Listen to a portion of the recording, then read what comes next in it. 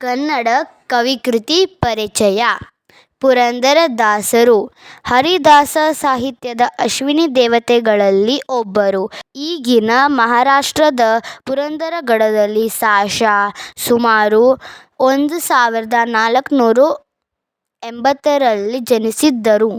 ತಂದೆ ವರದಪ್ಪ ನಾಯಕ, ತಾಯಿ ಸರಸ್ವತಿ.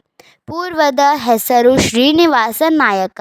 ಆಭರಣ ವ್ಯಾಪಾರಿಯಾಗಿದ್ದರು. ಇವರ ಜೀವನದಲ್ಲಿ ನಡೆದ ಘಟನೆಯಿಂದಾಗಿ ವೈರಾಗ್ಯ ತಾಳಿದರು.